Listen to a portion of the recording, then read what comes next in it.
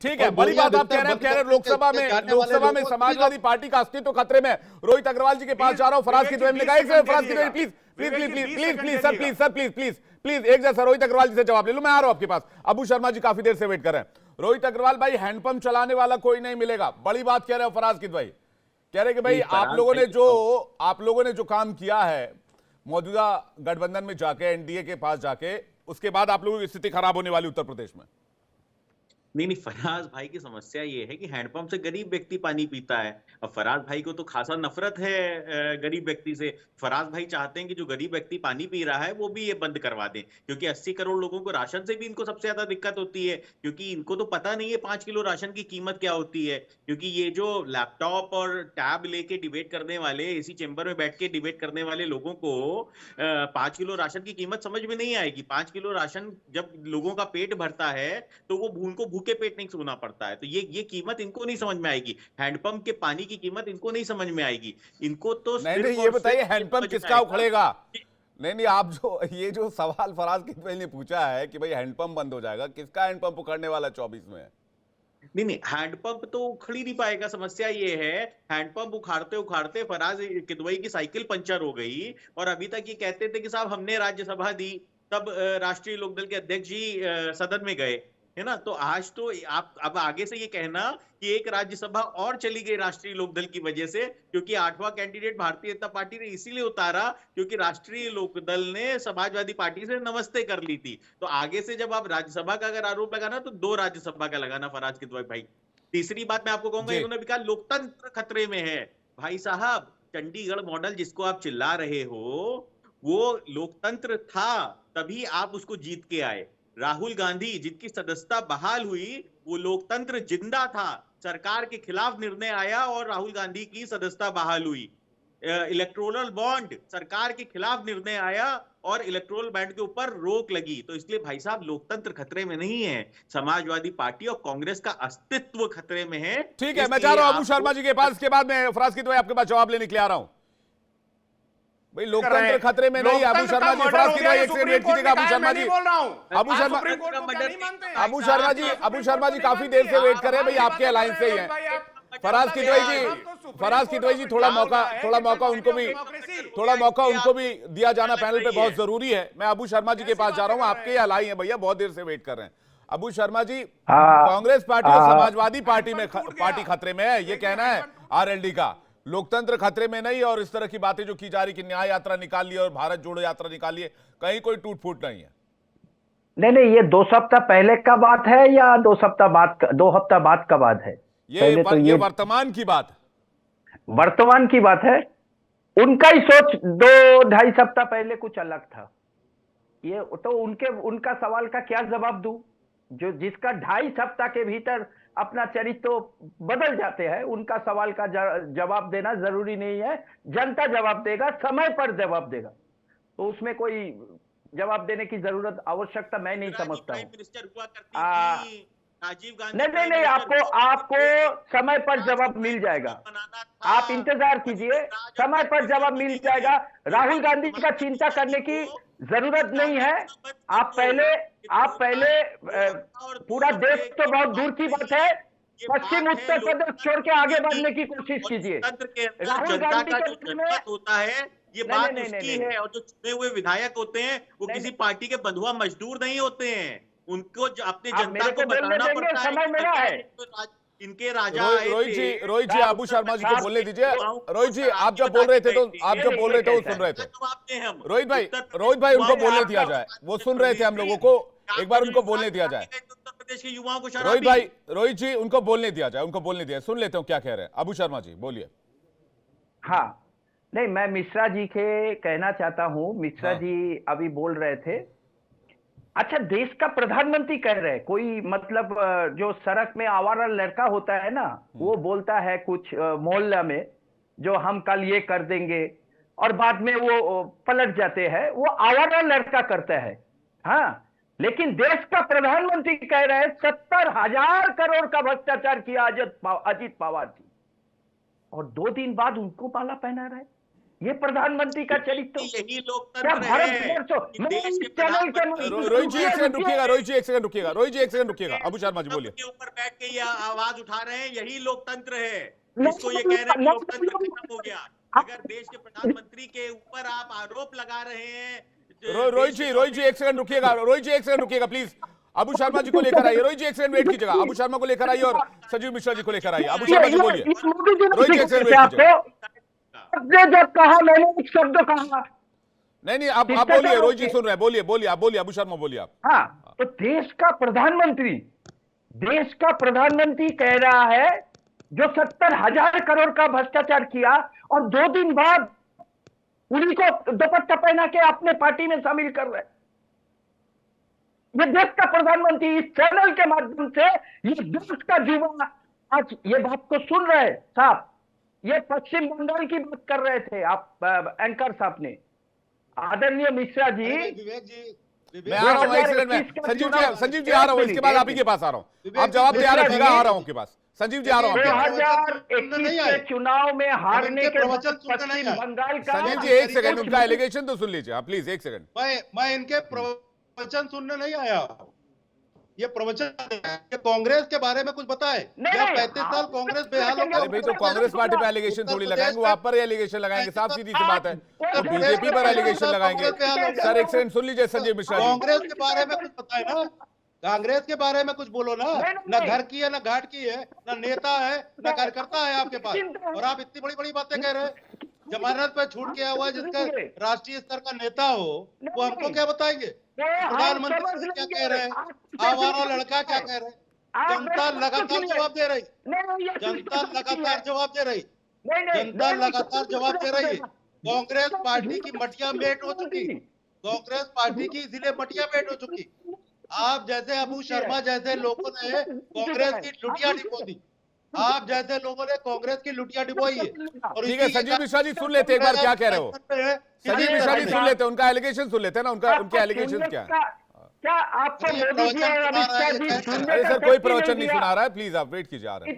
इतना छटपटाहट क्यों होता है? क्या मोदी जी अमित शाह जी ये नहीं सुनाया विपक्ष का बात इसलिए सुनो? कांग्रेस खत्म हुई जा रही। अरे आपका अटल बिहारी वाजपेयी जी अरे सर वो सर उनके आरोप तो सुन लीजिए, वो क्या कहना चाह रहे हैं। अबू शर्मा जी जल्दी से पूरा कीजिए आप। आरोप लगाए तो विवेक जी मैं वही कह रहा हूँ, उनके आरोप सुन लीजिए ना। अबू शर्मा जी आपके सवाल जल्दी से सवाल पूछे ना प्लीज।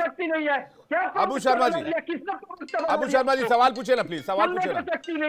ठीक है सवाल पूछिए अबू शर्मा जी। हाँ, बंगाल का बीजेपी का जो वेबसाइट था ना, और उसका जो सोशल मीडिया अकाउंट था, उसमें जब नारदा घोटाला हुआ था तब शुभेंदु अधिकारी का वीडियो था। अब जब उस शुभेंदु अधिकारी टीएमसी से आ गए और भारतीय जनता पार्टी का पश्चिम बंगाल में विधानसभा में विपक्ष का नेता बन गए, वो वीडियो भी गायब हो गया। क्यों गायब हो गया? आप हमको ईमानदारी सिखा रहे हैं, आप हमको ये सिखा रहे हैं। नहीं लेकिन मुझे एक बात बताइए अबू शर्मा, आपके नेता आपके साथ इंटैक्ट क्यों नहीं रह पाए? आपके साथ बड़े बड़े नेता हमेशा क्यों साथ छोड़ते चले गए? शरद पवार ने आपको छोड़ दिया, ममता बनर्जी ने आपको छोड़ दिया, ऐसे नेताओं की लिस्ट में आपको गिनाऊं, लेकिन आपके साथ विश्वास की कमी रही, आपके साथ क्या भरोसे की कमी रही? आप इस बात पे प्रकाश डालिए ना प्लीज। आप बताइए ना मुझे क्या रीजन रहा? आपके बड़े बड़े नेता आप लोगों ने आपको साथ नहीं देते रहे, क्यों? हम तो आपको इतिहास से गिनती करवा दिया। लाल बाल पाल से शुरू हुआ, नेताजी सुभाष चंद्र बोस भी चले गए थे, आइडियोलॉजी का डिफरेंस हुआ, चले गए, हमको कोई तकलीफ नहीं। नेताजी भी गए थे। नहीं तो फिर नेताजी सुभाष चंद्र बोस के साथ आप लोगों ने क्या किया? मैं उस डिबेट में जाना नहीं चाहता हूँ। नेताजी सुभाष चंद्र बोस के साथ आप लोगों ने क्या किया? मैं उस डिबेट में जाना नहीं चाहता हूँ।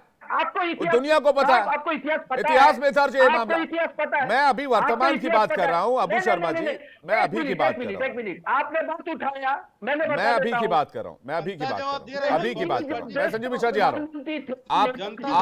आपके साथ नहीं इतिहास सुन लीजिए अबू शर्मा जी आपके साथ जनता का विश्वास क्यों नहीं बन पा रहा है? छोटी सी बात का जवाब दे दीजिए, फिर संजीव जी के पास जा रहा हूं। नहीं, आप पहले नेताजी का बात सुन लीजिए। एक छोटी सी जवाब।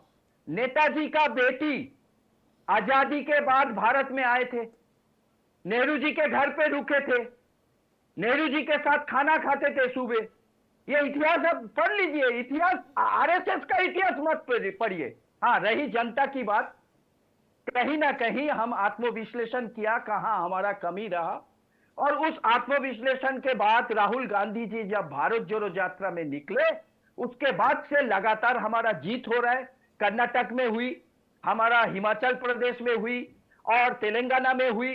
कहीं हमारा सरकार था एंटी इनकम्बेंसी, शायद काम कर गया, हम हार गए। लेकिन विधानसभा का चुनाव और लोकसभा का चुनाव अलग होता है। लोकसभा का चुनाव में देश का नौजवान जब अपना मतदान करेंगे, तब वो 10 साल का ये नाकाम सरकार को भरपूर जवाब देंगे। समय का इंतजार है, इंतजार कर लीजिए। बहुत बहुत शुक्रिया। संजीव मिश्रा जी,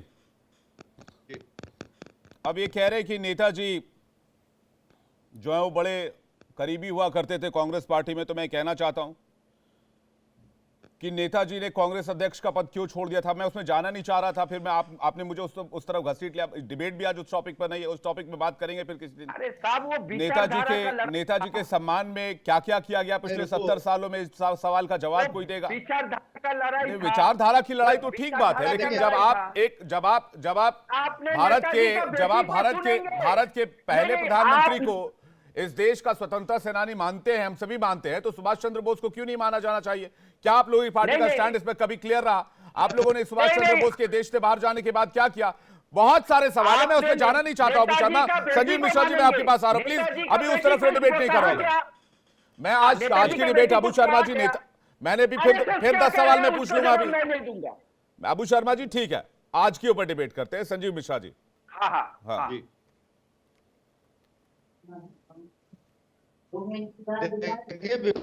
देश में कांग्रेस की हालत इतनी खराब हो चुकी। अरे कांग्रेस से हालत क्या, आपको क्या लेना देना है? आपको 400 पार हो रहे हैं ना। अरे रुको भाई, रुको, परेशान ना हो, पानी पियो, ठंडा पानी, चलो ठंडा पानी पियो, आराम से रहो, बीपी हाई हो जाएगा, परेशान ना हो। अरे आपको कांग्रेस को लेके क्यों? आपने क्या किया बताओ ना। क्या आपका विदेश नीति है? चाइना घुसा है क्या नहीं घुसा है? बेरोजगारों के लिए क्या किया? किसानों के लिए क्या किया? बताने का समय है। कांग्रेस कर रहे हो। क्या हो गया? बीपीपी चेक करा जी, अरे मिश्रा जी, बीपी चेक करा क्या? कांग्रेस की आने वाले समय में स्थिति और खराब हो रही। उत्तर प्रदेश में 35 साल हो गए, 35 साल आप लोग जैसे छटपटा नहीं गया। आज भी राहुल सुन लेते हैं अबू शर्मा जी, आपके साथ काफी देर तक बातचीत हुई है। संजीव मिश्रा जी का जवाब सुन लेते हैं। आज भी राहुल गांधी कोई अगर बयान देते हैं तो पूरे देश की जनता हंसती है। पूरे देश की जनता ने आपको नकार दिया, आपकी कनेक्टिविटी नहीं है, और यहां तक कि उत्तर प्रदेश से राहुल गांधी हार के गए। आपको इसमें आत्मचिंतन करना चाहिए। और अब की सोनिया गांधी जी भी अगर चुनाव लड़ेंगी तो उत्तर प्रदेश से हार के जाएंगी, इस पर चिंतन करना चाहिए। आप ये न के प्रकार गठबंधन करते जाओगे कि इससे भी कर ले, चलो इससे 15 सीटें मिल जाए, 17 सीटें मिल जाए। अरे कभी अपनी आइडियोलॉजी, अपने कभी कम से मुद्दे तो तलाशो कि कांग्रेस के ये मुद्दे हैं, हम जनता के बीच जा रहे। ना जनता के बीच में आपका जाना है, ना कांग्रेस का कहीं किसी स्तर पर कोई काम है। जनता साथ में नहीं है और आप इधर उधर गठबंधन करके क्या दिखाना चाहते हैं? लगातार जनता आपको जवाब दे रही है। 2014 के लोकसभा में मुझे याद है आपको किस तरीके से जवाब दिया जनता ने। आपको 2019 में उत्तर प्रदेश में किस तरीके से आपके हालात खराब हो गए, राहुल गांधी हार के चले। लेकिन आत्मचिंतन करने के बजाय कि पश्चिम बंगाल में ये हो गया, वहां ये हो गया, केवल भारतीय जनता पार्टी पे आरोप लगाना छोड़ो। मैंने तो ये कहा कि कांग्रेस की क्या उपलब्धियां होंगी और क्या होने जा रही है, इस पर बोलो। केवल सरकार ठीक है संजीव जी, ठीक है संजीव जी, उनका अपना टेक हो सकता है बोलने का और उसी का परिणाम मिलता है। जी संजीव जी, वो अपने हिसाब से, अपनी पार्टी के हिसाब से रोहित अग्रवाल जी कुछ कहना चाहते हैं, इसके बाद फराज किदवई आपके पास आ रहा हूं। रोहित अग्रवाल जी। देखिए, कांग्रेस के प्रवक्ता ने अभी भाजपा के प्रवक्ता को इंटरप्ट करके कहा कि भाई आप तो 400 पार जा रहे हो, तो आप क्यों बोल रहे हो? तो अब फिर ये कांग्रेस वाले बाद में ना कहें भाई इन्होंने कहा है कि 400 पार जा रही है भारतीय जनता पार्टी, तो अब ये उसके बाद में फिर क्लेम ना करें। दूसरी बात, कांग्रेस को एक सलाह है कि कृपया करके भूतकाल में जाने की गलती मत किया करो, पीछे मत झांका करो, क्योंकि पीछे इतने गड्ढे हैं ना कि उन गड्ढों को जस्टिफाई करते करते ना डिबेट खत्म हो जाएगी, पर वो गड्ढों तक पहुंच ही नहीं पाओगे। जैसे कि अभी ये पहुंच गए थे नेताजी के तक, तो नेताजी तक आपने अभी विवेक जी इनको खुद ही आईना दिखा दिया। तो स्थिति ये है कि हर डेके में हर 10 साल के अंदर अगर आप चर्चा करना चाहेंगे तो उसके ऊपर किताब लिखी जा सकती है, उसके ऊपर सालों चर्चा चलेगी, परंतु इनके गड्ढे नहीं कभी भरते हुए दिखाई पड़ेंगे। तो कांग्रेस की स्थिति ये हो चुकी है कि ये अभी अपने भूतकाल से वर्तमान में पहुंच ही नहीं पा रहे हैं, और ये आईना देख ही नहीं पा रहे हैं, समझ ही नहीं पा रहे हैं कि कांग्रेस का अंत होने के करीब आ चुका है। परंतु कांग्रेस निरंतर जनता का पूरी तरीके से विश्वास खो चुकी है, मत खो चुकी है, जिसका नतीजा ये हुआ कि सोनिया गांधी जी को चुनाव लड़ने की बजाय राज्यसभा जाना पड़ा। उसके बावजूद कांग्रेस ज्ञान बांट रही है दूसरी पार्टियों को। और एक ठीक है, मैं फराज किदवई जी के पास आ रहा हूं। ठीक है, 70,000 करोड़ का आरोपी, 70,000 करोड़ का आरोपी। अरे भाई, आप मानते हो वो 70,000 करोड़ का आरोपी था? आप अगर ये आप कह दो कि अजीत पवार 70,000 करोड़ का आरोपी था, प्रधानमंत्री जी ने कहा था, मैं मानता हूं, लेकिन आप मानते हो कि 70,000 करोड़ का घपला किया था उन्होंने? आप कह दो कल हम अजीत पवार जी के ऊपर ईडी भिजवा देंगे,